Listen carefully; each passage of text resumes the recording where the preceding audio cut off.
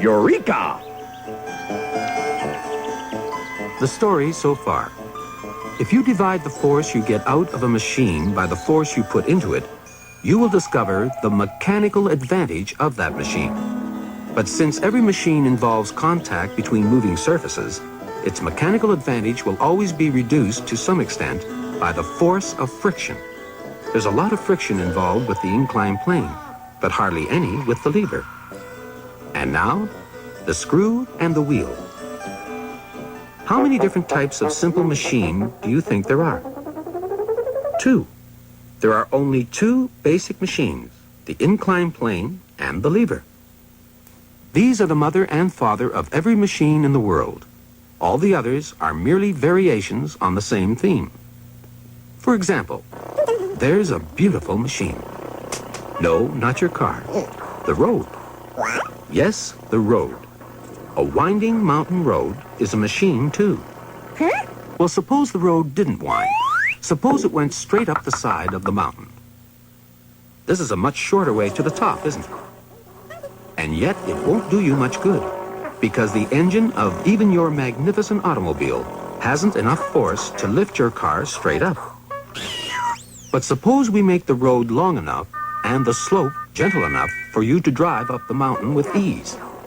What have we done now? Yes, we've made the road into an inclined plane, a simple machine. But that's an expensive way to go up a mountain. It requires an awfully long ramp. What if we wrap the inclined plane round the mountain instead? Now we're back where we started, with a winding mountain road, which is really an inclined plane in disguise. A twisted inclined plane, if you like. There are twisted inclined planes all over the place. This includes every device that has a spiraling, corkscrewing action, and which allows you to trade extra turning distance for reduced force, either to help you lift things or fasten things together. Here is the commonest example of all, the screw, which is, in fact, the very name which physicists give to every type of twisted inclined plane, the screw. So that's one of the descendants of the inclined plane. Hang on a minute. Can you give me an example of a simple machine that is descended from the lever? Well, you're holding one in your hand right now. Yet another machine that doesn't look like a machine. I know. But have you ever tried to open a door without a doorknob? You haven't got enough leverage, have you? That's where the doorknob comes in. It's a direct descendant of the lever. Like this, or this, or this. They're all children of the lever. How come?